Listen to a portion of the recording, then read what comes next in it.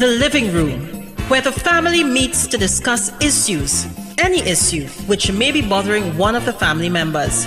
That's what we do each and every Tuesday on WAC 90.1 FM with Ricardo Mitchell and DJ Aaron 868. We have casual conversations on serious topics, from sports to culture, mental health to economics, relationships to life lessons. Join us each and every Tuesday on WAC 90.1 FM. The Living Room, casual conversations on serious topics.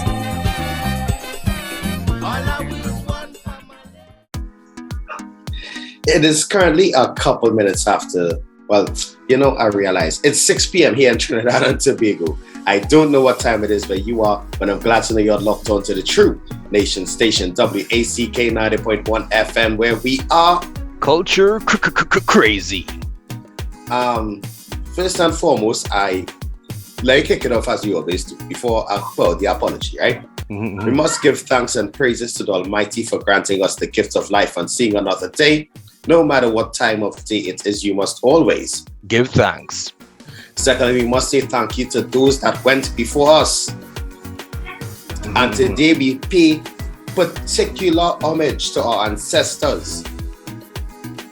Those who would have crossed the Middle Passage. Those who would have arrived on the Fatal Razak. Those who would have come across as indentured laborers, in the Chinese. So many different ethnic people have graced our shores. We want to say thank you to each and everyone, but we also want to say thank you to the original inhabitants of Trinidad and Tobago, the Tainos and the Kalinagos, because we all know Columbus lied. Because Shadow taught us that. Right. And we also must say thank you to our brother in music as well, Tony P, where the P this week stands for Parental Guidance, boy. I wish I had some of that when I was growing up, boy. Hey, what you saying? Because we live in a world right now where both parents have to work, hence leaving a lot of unsupervised children. Facts. Right? So we know, and we want to say thank you to our parents for the work that they did. But we must also acknowledge the fact that due to the societal changes and the increase in the level of capitalism that we are subjected to, parental guidance has decreased drastically from when we were younger, Ricardo, to what it has now. Yeah, correct is right. Right, but we have a guest who is no stranger to the living room. Brendan James, he's a friend, a brother, a comrade. We sit on a couple of organizations together. He's been in the living room before, and he's also the co-host of Aaron and our other program, Inquizitive Mindz, the podcast, where we talk some sense in sneakers. And tonight I wanted to run through a different topic. And then I came across a post by Candice Catalina Santana. Wait, before we come across the post, Ricardo, I think we should formally welcome him in to the living room with our jingle. That was the plan, though. The plan. I wanted to play the jingle. I wanted to explain. I just wanted to say that I got a post that made me change the topic. Oh. And I'm glad Brendan here for it, and then we do the intro. But all that in it, I see what you're doing. So this is as good a time as any to cue the voirish. Yeah, the voirish. Come in. Welcome to the living room.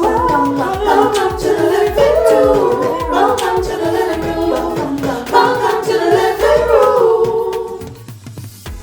Thank you very much, voirish, for that lovely introduction.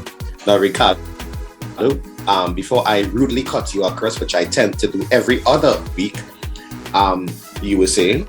Yeah, I was saying that I came across a post by Candice Catalina Santana, and I immediately asked her if I could read it on air, and now we're going to turn it into the entire program. So Candice, look out for the tag and the mention, and I'm really glad that Brendan is here to help us navigate this, because he's but Aaron, though Sunday was Pentecost, don't ask me to sing my soul. Right? So sitting in with On us the on days this of Pentecost, fire this, fall on me. this unique On the day of conversation. Pentecost, fire fall on me.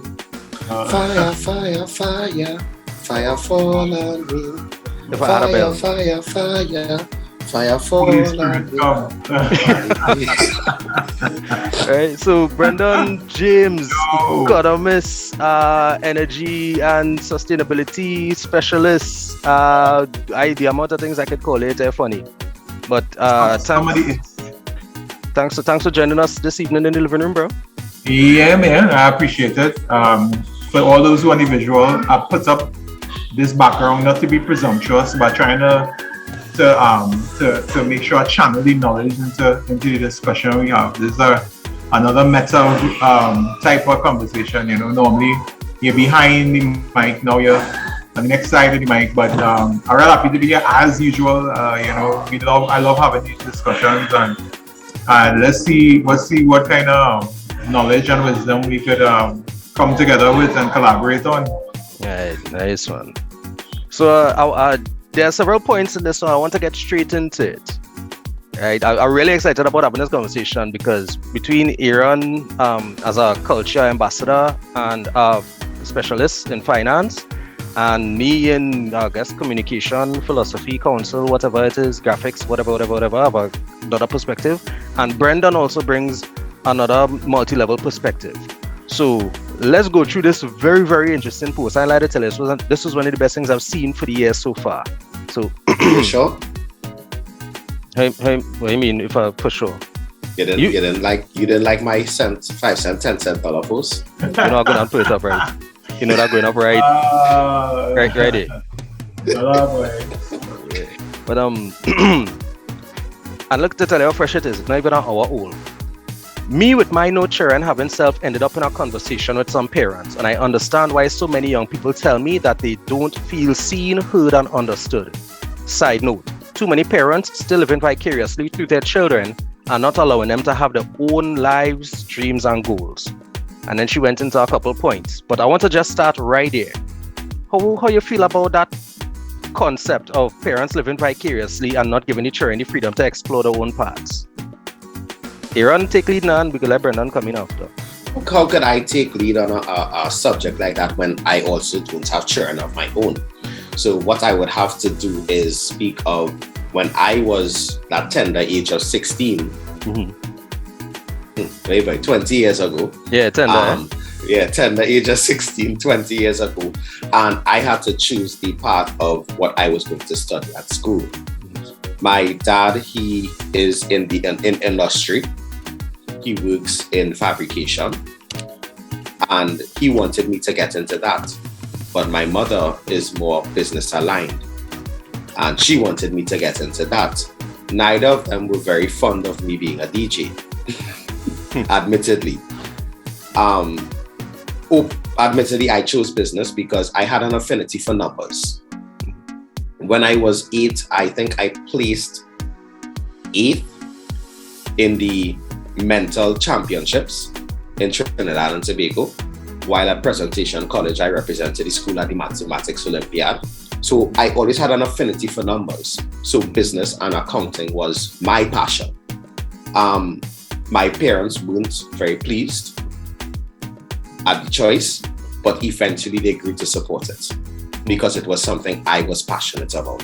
And I excelled when I entered university. With respect to the DJing, well, I hid for about 5 years to do it. If they're listening to the program tonight, now you know. 5 years to see. 5 years. And now they are my number 1 and 2 supporters. Excellent, man. Excellent. Yeah, I love it. Yeah. So, Brendan, and what about you, Ricardo? No. Oh, me? Wow. My parents have been very encouraging. I think I definitely remember I was very, very, very young when I started getting introduced to the premise that common sense make before book. Because I was the kind of guy finishing top of the class, that type of thing, regularly. If I didn't come first, I probably came second, and it was to one or two very specific rivals over the course of my school life. So when it was really a case of which direction I was heading, I think they were confident that whatever direction I chose, I would have been competent, if not successful. So in terms of encouragement and support, they will, believe it or not, I don't want to say hands off, but I chose my own subjects for CXC and A-levels, that type of thing. And they were very encouraging and supportive. I had a lot of liberty as a teenager, and that was because I was producing results. And as I mentioned, the Maths Olympiad and that type of thing. I remember when I did, it was the Australian Maths Olympiad, Canadian Maths Olympiad, TTMO, that type of thing. I was in math, which was not actually my strong point. I have documents that telling me I was in the top 2% in the Caribbean and that type of thing. Right? So I had the head for numbers, but I was always more literally inclined. So come out of school, get a work in the industry. So I pretty much started the career I should have started 20 years ago, just the other day. Communications and this type of thing. I believe, well, rest in peace, my mom hasn't been around for 21 years, right? And my dad just recently was talking about how proud he was of me and my brother being able to take care of ourselves and pivot as well. So in terms of the support and allowing us to live our lives, I didn't have the type of pressure that apparently was common in the Caribbean household. Okay.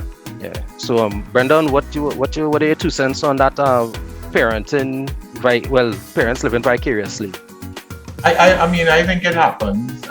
My story might be a little bit different because in that my dad really wasn't.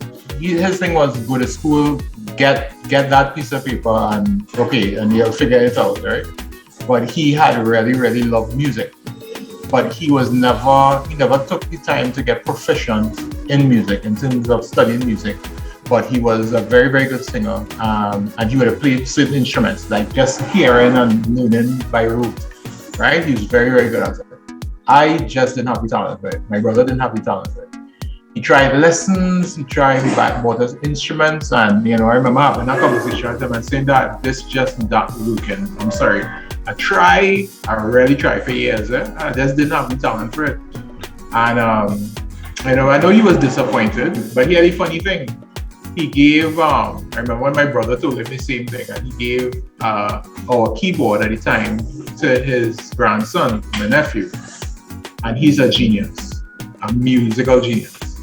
So it skipped a whole generation where my nephew now is, I'm talking about, he never had formal lessons. And he has been to Hollywood because of how well he was playing music. Yep.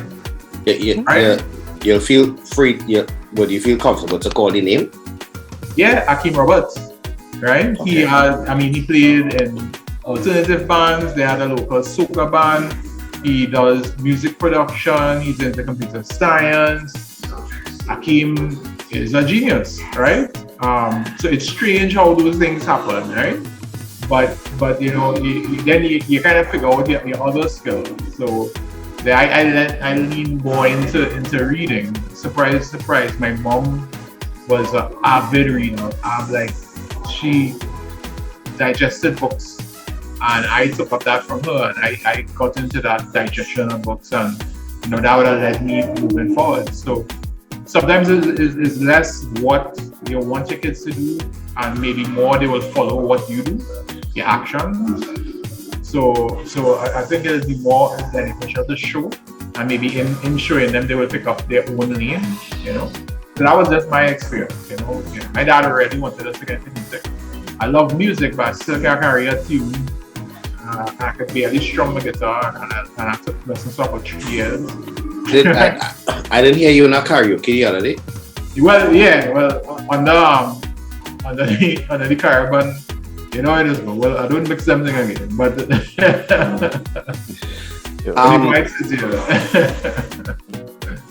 I'm hearing that story that Brendan just told, and I want to relate it to a very prominent musical family that Ricardo, who he when we interviewed, well, as you just call him, a godfather.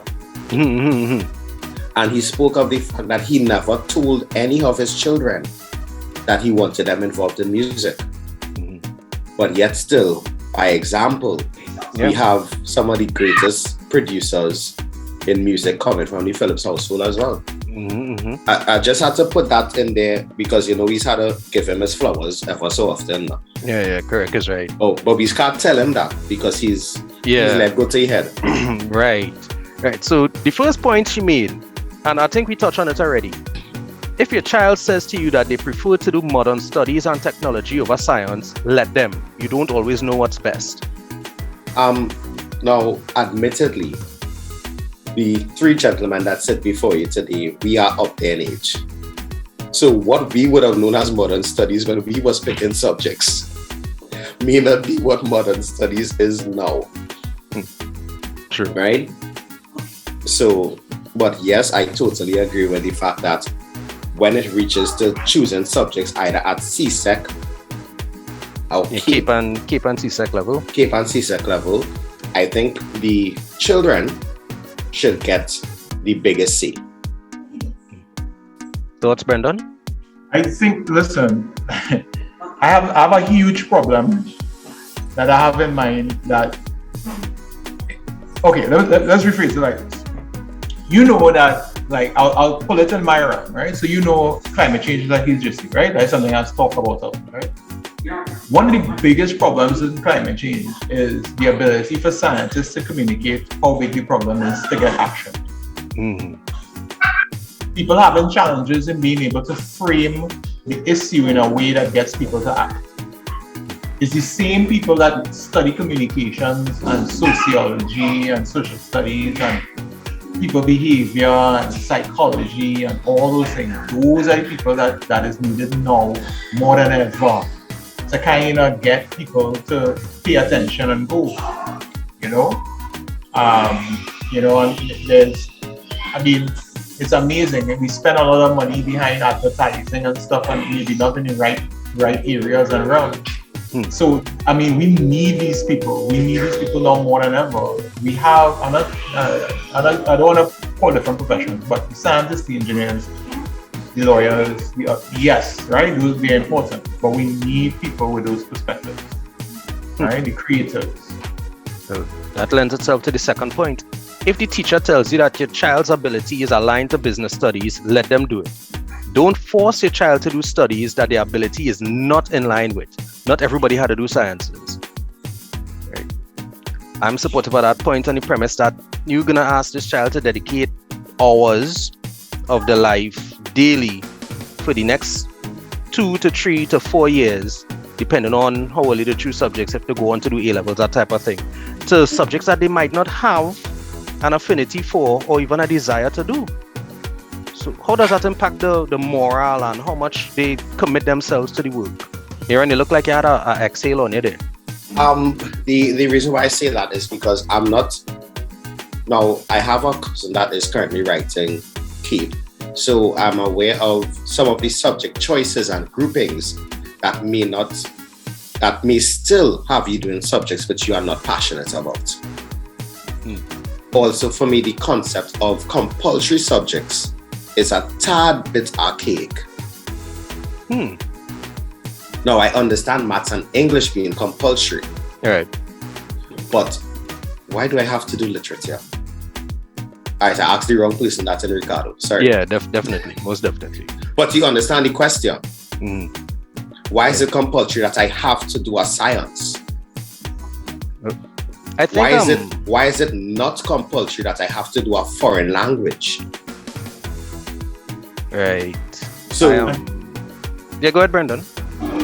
No, I agree with you on there. I just wanted to add in a little 2 cents on my side. Why do we group subjects the way we group it? Thank you. Like the combinations of skill sets that's needed is not the groupings that we have right now. I can tell you the reason why Elon Musk is so good at what he does is because he combined physics with business.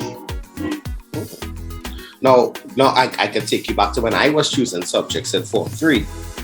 My choices was chemistry or TD. Right. I can't draw to save my life, and I hated sciences. So you know what I ended up doing? Chemistry. Yes. Yeah. And you know what? Getting chemistry. Don't call it. That's it. I have no shame in saying it. No. Chemistry is the only subject that I failed. Okay. Oh, yeah. And you know what's the sad part? Hmm. The only equation I remember from chemistry was H2O. Wow. I in full transparency, I reached a point with maths where I was no longer particularly interested in pursuing it. But of course, you go into that school on the hill in San Fernando.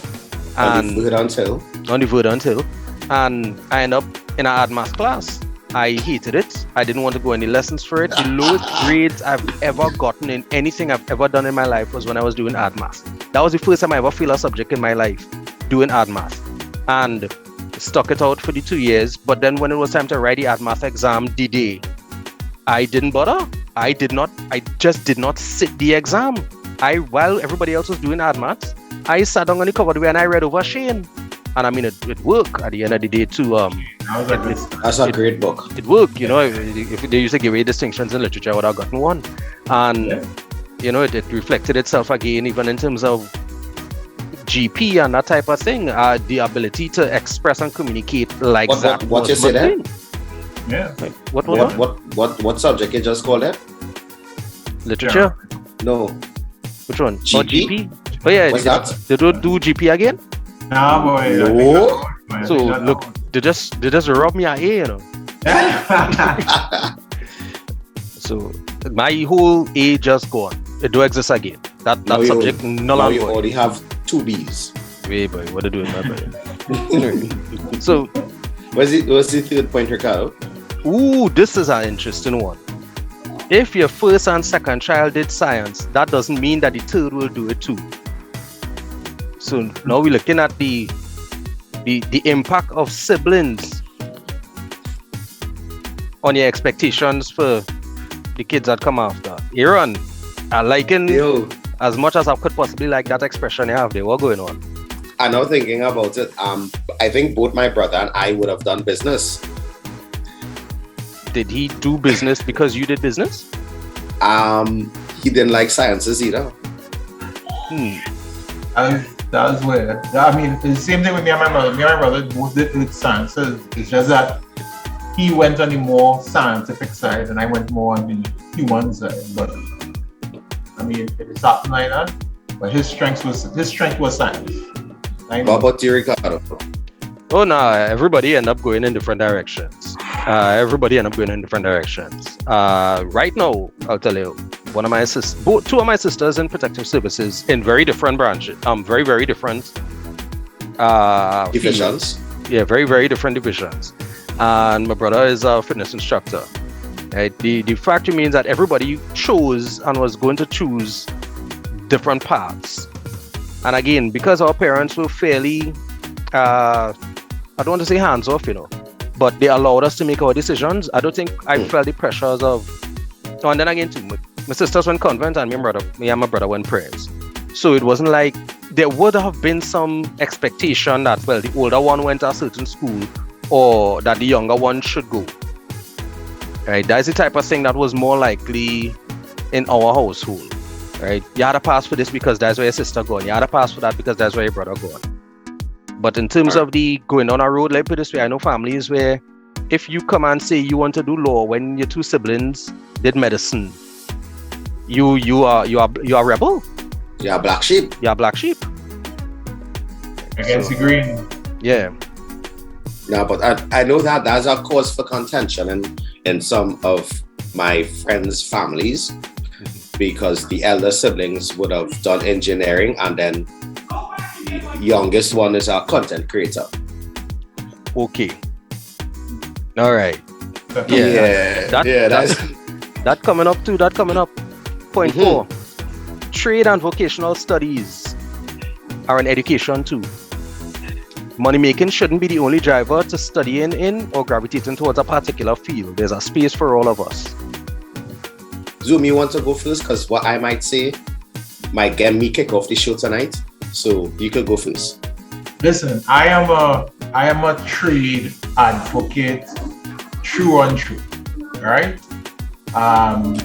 these guys who are in the trades have yes, have a public secret that everybody knows, but not enough people know of how very successful they are in terms of the work that they do. I mean, you all know the business I am. Electricians do very, very, very well. Very well. Right? If you're a good plumber, you do very well. You ain't had to worry. You understand? It's all about what you put into it. So I agree with that fully. And I always remember this story of the man who was a garbage man in New York and he worked his way up and then he bought 1 truck, then 2 trucks, then 3 trucks, and then all of a sudden he has an empire. Right? So learning a trade, I think, is important. There's no such thing as formal education, quote unquote, university for success. Learning skill sets with your hands or those that you could provide technical support and advice is important. And that even goes with regards to computers, because you could learn how to code without going to university. People who have gone to coding camps and working for Google and Microsoft, and $100,000 price tags in terms of their salaries per year. The way I look at it, the people who do see the value in learning a trade are the same people who just turn around and ball when they have to hire a mason, a man to do tiles, a plumber, a joiner. Well, you can't finish pay a joiner, right? You can't finish pay a joiner, right? The fact remains that these are viable, and more than viable, these are absolutely necessary skill sets. It doesn't, as my good friend Marlon Ratan, and hopefully he'll be a future guest on the living room, he pointed out the other day, he said an engineer could tell you why the car giving trouble, but he still had to call a mechanic to fix it. Right? Having a hands-on skill set, what can you do versus what do you know, is a very, very important too, especially when you consider the information age and knowledge being something that we trading in daily. Is the person who could now tangibly do something, has specialized and set themselves apart from the rest of the market. Oh, and don't talk about new media and your ability to learn these things. My brother does fix up his own car, right? And he learns everything from YouTube. So he modifying his Mazda, you want to do this part, that part, goes on YouTube, figure out how to do it, he does it himself. He has no mechanic, nobody. He's tinker, fix it up, how does this look, how that look? YouTube. Yeah. Aaron, I hear you learn to DJ on YouTube? No, sir. I learned to DJ with a gentleman by the name of Mark in Vistabella. Mark in Vistabella. Yeah, can't remember his last name. Right? Well, but what I wanted to say, one of the biggest mistakes we would have made in the history of Trinidad and Tobago, the 60-year history of Trinidad and Tobago, is the abolition of the trades in secondary schools when we ended the junior and senior secondary program. For me, that was one of the biggest mistakes, because that would have channeled a lot of us into having to go through traditional educational routes when a lot of persons were not aligned to that. So we would have had a huge fallout in terms of a large part of the school population not being able to adapt to more educational based when they were more aligned to vocational skills. So when you would have been able to start learning plumbing, electrical, sewing, welding in secondary that school, kind of thing. You had to wait until the age of 16 or 18 to then attend CCC, NESC, MUST, all these different programs to now start the education for the career you would have wanted. And that is the thing, and people don't understand how these things open up opportunities for you. I'll share somebody's story. I can't give too much details, right? Because it's not my story to share, quote unquote. But I know of someone who was a welder and would have gone through welding and did the specialist welding. And when things were real difficult in Trinidad, decided to apply for his visa to Canada. He went across with his wife and had a family and everything, and in no time at all got a job when things got hard, when they had a down in the economy, he was home for like maybe a month or two, and then he got a job in one of the largest nuclear power plants in that particular country. And those jobs pay very well. And you have a job for 30, 40 years, it's up to you, right? Mm-hmm.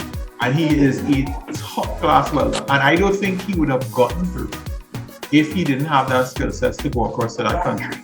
Because those are the people that they're looking for, right? And he's doing well, you know?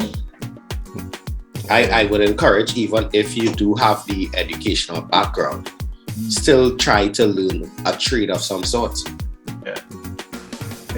Definitely. I will tell you, when the company that shall not be named went down. No, I'm telling you, it was a case of what can that rhymes with tep children. Yes, it rhymes with tep children. Tep children.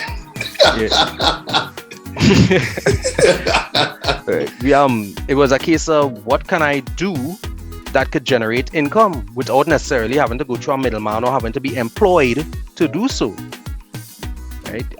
This is why I'm telling you it is important to be able to do something regardless of what it is you know. Yeah. I'd openly say thank you very much to my dad for teaching me at least basic plumbing. Yes, I myself too. I don't really call anybody if I have an issue who might want my own plumbing. Yeah, only if it requires something with height, then I had to call somebody. I ain't touching that. I live in that right way it is. Please do. The traps is the thing I never know how to do. Like, nah, I catch all that. You see you see when it reached to like having to hook up the water heaters and things like that. That's where I was running into problems, bro. So, check valves and stuff now. Yeah. The number 5. I'm a PVC cutter and everything. Yeah. Yeah. Wow. Number 5, Ricardo. Now I know who to call when I had to get things done, because you know what I could do? I could check the lineup and tell you where the problem is. That's what it get when you used to do process plant. Also, use the engineer, but we will do the actual work. All I'm saying is, if you find your water pressure low and it have a dark green spot of grass in your yard, that is where your leak is. I just telling you. You know, as you're talking leaks, for those of you who have air conditioning at home, right? When you have the flow, the waistline as you would call it, do not have it dropping by the foundation for the house. Please have it running away from the foundation, because after years of constant seepage, the foundation for the house will be affected. I pipe all mine away from Ricardo, how do you feel like I need to go and check them lines in the morning? No. Point number 5, creative arts is an education too. You sure? Creative arts is an education too. Well, you tell me, Aaron, you's not the man, when you fly out to Miami to work, is to do accounting? No. I'm just saying, when cruise ship playing mixes, the playing mixes of your audits? No. You think the resorts in Mexico and Cancun play audio tapes of my how to do basic accounting? I'm just saying, balancing sheet and them kind of thing. Let me put it this way. Trinidad and Tobago as a nation celebrates its culture and what it has done on the global stage. We love our Marshall, we love our Kess, love our Sherwin, love our Bungie. You must include Sherwin, right? Yeah, I had to throw Sherwin in a way, tell them, man. Sherwin Winchester, just saying, friend request pending 2 years now. Anyway, so actually. Yeah, don't do that. So when we look at pan was the only instrument invented in the 21st century. Right. Then when we talk about the influence of soca and calypso music and all those types of things, Carnival is the biggest show on earth. Greatest show on earth. What I'm saying is, where do we think this comes from if not the creatives? Who going to perpetuate these art forms if not creatives? Who going to find ways, right, to fiscalize these things if not for the creatives? I don't understand why it took that long for things like carnival studies and those sorts of things to be included in in campuses on curricula? I think it took that long, in my humble opinion, because we don't take our culture seriously. Right? That's the sad reality. I will say it in any platform I'm allowed to. We don't take our culture seriously. Kes said it in his song that we are sitting on something that is worth more than oil and gold. And we have only now begun to scratch the surface of how we can continue to teach it to future generations. Now, I was going to say thank you very much to the University of Trinidad and Tobago and the University of the West Indies for including carnival studies in their curriculum. But, you know, as I say, that next conversation that we need to have another week. If we get through this, we could even touch on it because, you know, Brendan eyed his water when we started talking economics. Yeah, boy. But before we go to the favorite topic, I want to hit on this favorite topic as well because like the box sometimes that we put around creative work and what you see creative work being applied to in other countries, and I'm not just talking about developed nations, to me is a model that we need to look at, right? So let me give you an example of one of the most I would say the most inspirational videos that I've seen on TED. And the lady's name, I can't remember it right now, but what I will do, I will send that video to Ricardo so you can put it up in the link, right? What that video is about is a creative who actually in their communication strategy, it was the UAE, right? United Arab Emirates, and they were thinking about a sustainable future, right? And they were trying to create a presentation or interaction with the decision makers about what this future is going to look like and why policies need to change now. And they created the 3D models and they created all these things, right? And one of the persons said, listen, how could I tell my son that they could never drive a gasoline car, right? How could I tell my son? And they were actually prepared for that. So you know what they did? They went to the world's best scientists and would have gotten a lot of the data and actually created what the air would smell like in 2035 if nothing changed. And had everybody smell it. That wasn't a pleasant smell. It was not a pleasant smell. And they signed off on a multi-year, multi-billion-dollar development plan that is ongoing right now. Creatives can create an image in the mind of the people to imagine a future better than the numbers can. Imagination matters, right? I want to throw a name at the hat here. Well, a couple names. Kabi Lane, an Italian TikToker. I don't know if you all know that name. Or his videos. Yeah. I like that guy too, but he's right. He is changing the way that what we'll say the creators or what it was is now being coined as social media influencers are making a living off of being creators with their content. Locally, we have the likes of Anastasia Mutu, Joshua Regrello. There's another young lady that I came across recently. I can't remember her name. I'm sure I'll find it on Instagram or something before the night is up. But there is a market for these creators to make a living off of content. Danielle Samuel Singh, if I'm not mistaken, she's... Thank you very much. That's the young lady. Yeah. So we all know the trials and tribulations that our South boy Joshua would have endured when his father would have called him a lazy boy. But no, there's not a project of note in the country that does not have Joshua. Exactly. Yep. Joshua has revolutionized pan. So now soloists are all over. Yeah. So creatives doing things for the industry. So as we talk about the impact guys like Joshua and them making, I want to move on to the next one. At 6 now? Point 6.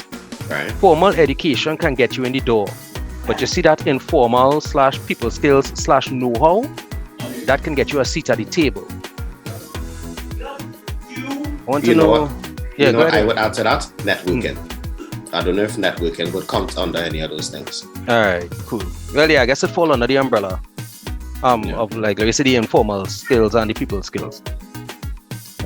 I must be honest, that is something that I have struggled with in my career in the networking. It is a difficult skill. I would probably say maybe in the last decade is something where I now start to kind of, get a handle on it. It's something that is something I wish I understood the benefit of or how important it was earlier in my career. One thing I would add, say is that the importance of extracurricular activities, right? Because yes, the formal education will get you there, but the extracurricular activities during secondary school and university will teach you those people skills. So parents, don't keep your children limited to just the books. If they want to play a sport, and sometimes not even a sport, if they want to join the chess club, the ham radio. Chess is not sporty, right? What are you doing, man? What are you doing, man? But yeah, it have chess in the Olympics. Olympic chess? Yeah, Olympics would have world championships, so I know. But I know I agree with you. If I want to do curling. Nah, I don't understand why that even that. I thought ham radio was bad. No, but hey, you're laughing at ham radio. when Skynet take over, it's them fellas Yeah. who could run shortwave and thing going to keep us in contact, Totally unrelated. How is curling a sport at the Olympics but cricket isn't? Anyhow, go ahead. Yeah, that is actually a conversation we could try to answer that question before the year done. Yeah.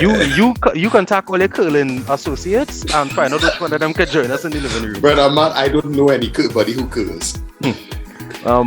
Bigger curls. But that is important. I was speaking to a young man the other day. He's 10, great footballer. Every coach who see him is like, hey, he a thing. But he didn't want to go training, and I had to explain to him. I said, listen, all the ball in the world, all the skill, all the sweat you could knock and thing, if you're not on a team or don't know how to play on a team, it's nowhere to go with this thing, right? What people fail to realize is that the extracurricular is not just about meeting people and making friends. It's about learning, even at that age or on that level, how to function within our organization or a system. I don't care how much beats you have. If you can't cross a ball, So Dwight, your head. what we could do, right? If you don't know how to work within a system, you see a lot of times people climb in based on the talent, and then because they don't know how to handle the pressures of the industry itself, they implode. Oh gosh, I had a very valid point to make there now. Very well. With That is it for you on regard to- valid points until about August. Wow. You know, cause that Wow. I feel it's actually, no. recovering from From Sukari Fuel. yeah. What I was gonna say is one of the things which a lot of persons struggle with when they get to secondary school and university is group work. And if you don't have that foundation from a younger age of working in teams and playing on different teams, trust me, group work ain't going to get easier. And the ability to collaborate, Yeah.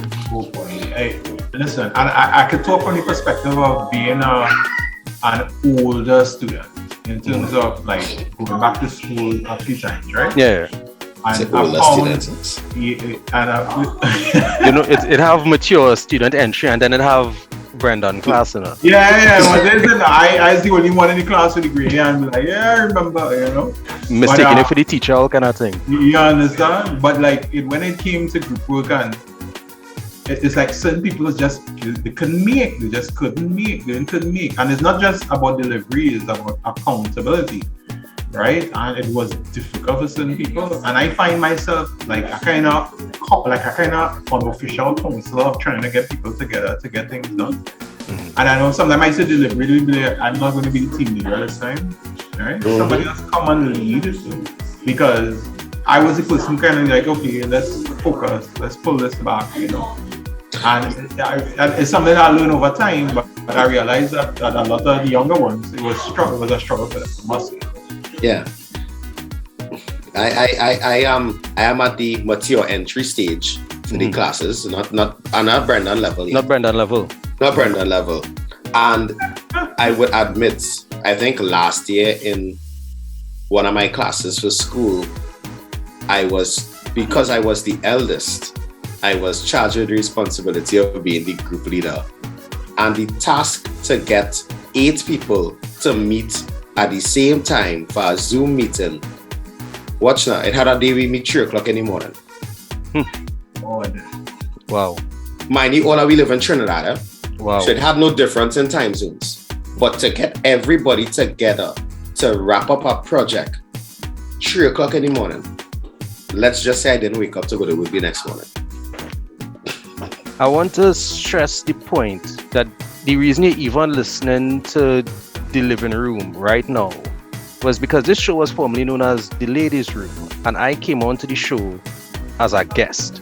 It wasn't because I was the best radio listener or guest in the world. It wasn't because I was the best radio listener in South Trinidad. I knew the host. And it created an opportunity. One of the reasons that, case in point, we'll say that prestige schools are prestige schools is not just because of the level of education that's available to you. We have excellent teachers all across the country, all across the nation. What happens is that the parents, the past students and the fraternity, etc., they tend to contribute more to building a particular society. So what happens is sometimes you walk into an interview, and because of the school that you went to, I ain't saying that they're gonna walk you through the process, but it's definitely a plus. Or negative. Or negative, as the case may be, because correct is right. There are people who don't want to put what school they went to, and there are people who are applying for jobs and they can't see what their address is. So the fact remains that even that informal, I don't want to call it informal setting, but there's something that comes from being socially engaged and accessible and being able to integrate into systems, because what you also get as well is a scenario where the alternatively educated, because I don't want to call it self-taught, the alternatively educated bring unique perspectives when the system isn't working. Right? It is very valuable sometimes to get that fresh perspective. And if everybody is being taught the same thing, then they're going to end up regurgitating unless you have somebody who's innovative. But if you come in learning how to do it the old way and not the way that somebody drill into your head through rote and repetition, you already know all the wrong roads to turn down. You already know where it could go wrong. The experience that comes from learning on your own could prove invaluable if what it is you're entering not working the way it's supposed to. As they say, the definition of insanity is doing the same thing over and over and expecting different results. So if we all repeat the same thing, which we, as frank as it is, had to regurgitate to pass an exam. We see how well that working. Anyhow, what's number 7, right? Right, yeah. And after all is said and done, the type of human being and what meaningful contribution your children can make to the country are the critical things too. I had the unfortunate displeasure of being forwarded some videos just before the show began. There's a reason that we're calling this episode Parental Guidance. It is not just an academic thing. The types of children that we raise is indicative of the type of citizenry we will have going forward. And between a very recent school fight, some incidents with police and our community up the highway, we're seeing that the society as it is right now is struggling with a lot of things, with violence, with economic inequalities, people in want becoming desperate, people who feeling oppressed starting to express. We're seeing some things that coming up in the news and in the timelines and in the WhatsApp chats and that type of thing that says, as a people, we ain't looking too good. We are seeing leaders using the platforms and positions they're in to engage in picong, which could hurt 48% of the population feelings. There are people coming out and saying that regardless of what a party does, that could never lead me. What I'm saying is we have divisiveness, we have infighting, we have race baiting, we have cultural antagonisms, we have elitism or elitism. Anyway, we can figure that out. What I'm saying is we need to be better citizens. And to be frank with you, it's only them cheering could save us, you know? Because some of these old heads that you have out here perpetuating stupidness. The type of citizen that your child going to be, not so much the subject that they do, is a much bigger factor. Can I chime in, please, sir? You chime now, man.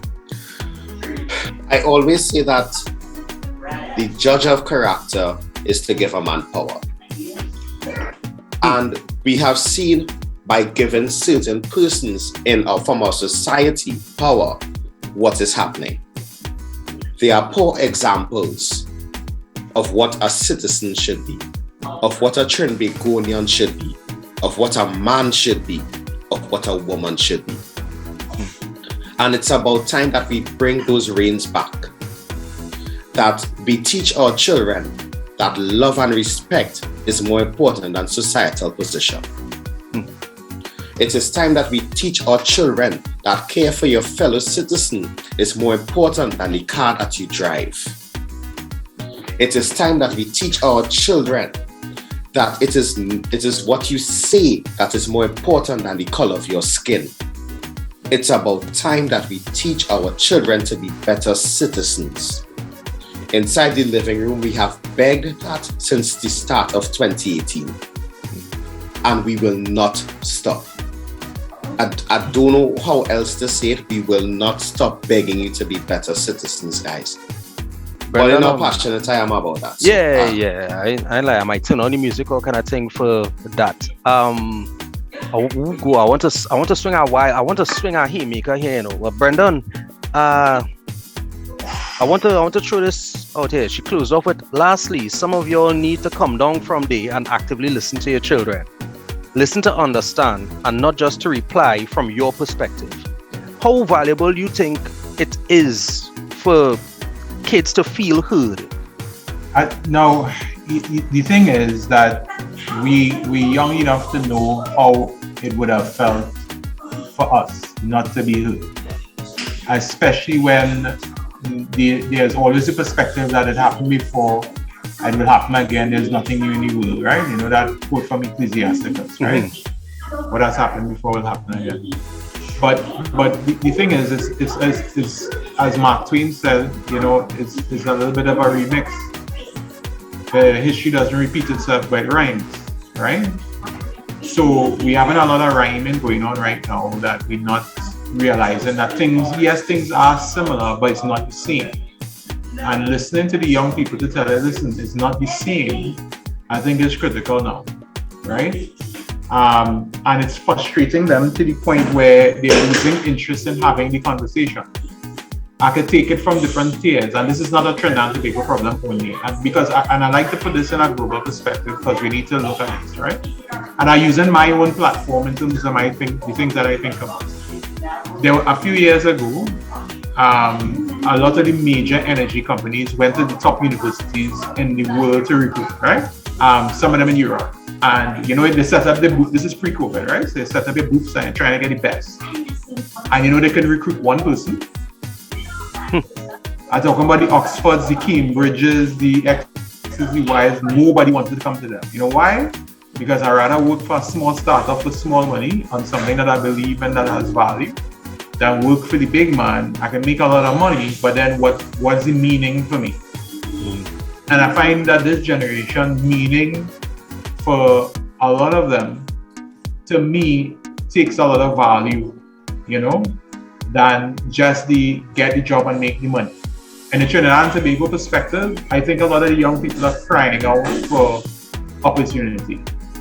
And it's like, it's not a situation where there's a time you could finish school and you could, you spend all the time in figuring it out and marketing yourself, but eventually you will find something that you're able to do and build yourself up.